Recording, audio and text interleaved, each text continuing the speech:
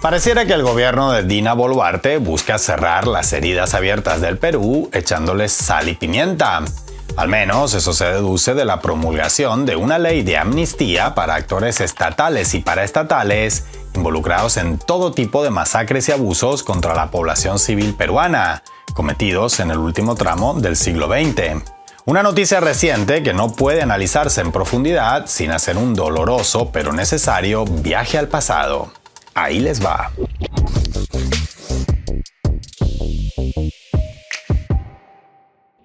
Dina Boluarte promulgó una ley de amnistía para militares, policías e integrantes de los comités de autodefensa, tanto quienes están siendo investigados, en proceso o incluso condenados por graves violaciones de derechos humanos cometidas entre los años 1980 y 2000. El proyecto legal se ha visto acompañado de una agria polémica desde sus inicios, cuando fuerzas políticas del fujimorismo y afines comenzaron a moverlo a inicios de este año. En su primera discusión en el Congreso, en junio, salió adelante con el apoyo de poco menos de la mitad de los congresistas, con 63 votos a favor, 41 en contra, 3 abstenciones y el resto ausente al momento de la votación. Un resultado no demasiado amplio que digamos, tratándose de un tema tan sensible. En julio, la ley superó su siguiente trámite parlamentario con un margen aún más bajo, de 16 votos contra 11, ya que el Congreso había concluido su periodo y la aprobación vino de apenas una versión reducida del mismo,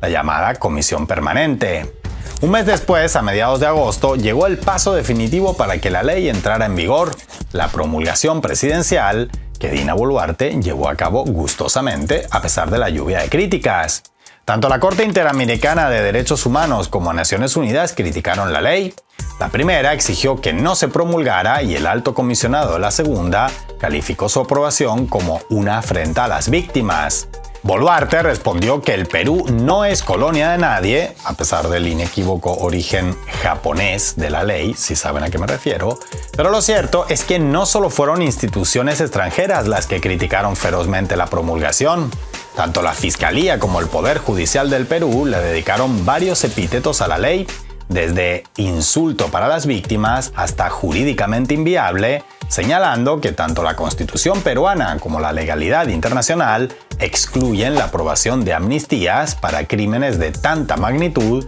como los cometidos en la nación andina.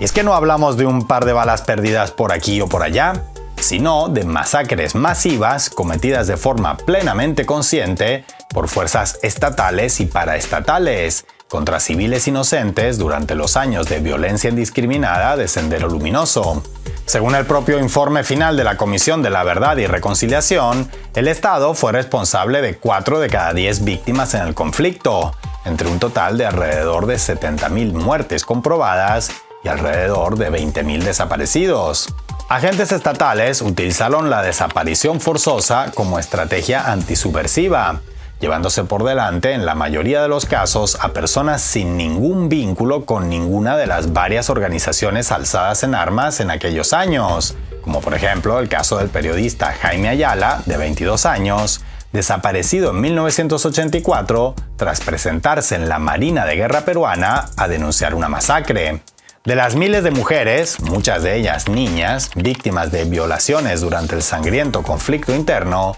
el 83% fueron abusadas por policías, militares o ronderos aliados a ellos, quienes recurrieron a la violencia sexual como arma contrainsurgente. Al contrario que en el caso de Argentina en la década de 1970, donde muchos asesinados fueron arrojados al mar, en el caso peruano la abundancia de fosas comunes atestigua, sin dar ningún chance a negacionistas interesados, la magnitud de las masacres, como por ejemplo la cometida en 1985 en Acomarca, donde alrededor de 70 campesinos fueron asesinados por militares, las mujeres y niñas violadas antes de ser ejecutadas y sus cadáveres quemados y enterrados. O la de Putis, cuando alrededor de un centenar de los habitantes de ese pequeño asentamiento fueron obligados por militares de una base cercana, supuestamente instalada para defenderlos de Sendero Luminoso, a cavar varias fosas para posteriormente ser fusilados y enterrados allí, incluidos una veintena de menores. Según lo poco que se avanzó en la investigación de este caso, el motivo de la masacre habría sido el deseo de los oficiales de apropiarse del ganado de los habitantes del poblado. Y son los autores de este tipo de crímenes, entre otros, los beneficiados por la nueva ley de amnistía. Entre ellos, Santiago Martín Rivas, integrante del comando que perpetró las masacres de Barrios Altos y La Cantuta, en la que fueron asesinados un grupo de vecinos que celebraba un asado y otro de estudiantes universitarios, sin ningún vínculo con organizaciones terroristas. O Telmo Hurtado, condenado en 2016, tras años refugiándose en Miami, a 23 años de prisión por encabezar otra masacre, la de Acomarca, que mencionamos antes. Y es que si ya es de por sí larga la lista de masacres, asesinatos, desapariciones y violaciones cometidas por agentes estatales en el Perú, especialmente durante la década de 1980,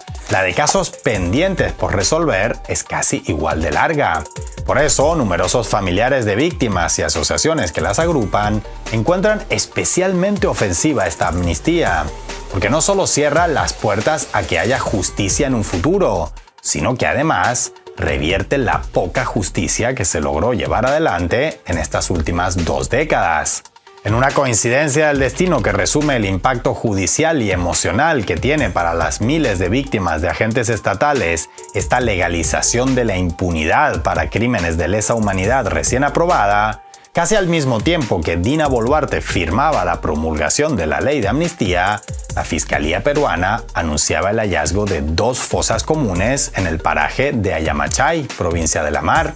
Dentro de ellas, los restos de Mariano Amaro, su esposa embarazada Eliana Lima Quispe y los de sus 6 hijos, de entre apenas 2 y 15 años de edad. Los 8 asesinados por efectivos de la Marina de Guerra del Perú en 1984. Y no deja de ser significativo que al mismo tiempo que desde el gobierno del Perú se trata de cerrar un asunto turbio e incómodo mediante un carpetazo legal, no hayan logrado impedir que las fosas sigan abriéndose, dejando a la vista un pasado que pese a todo sigue reclamando justicia.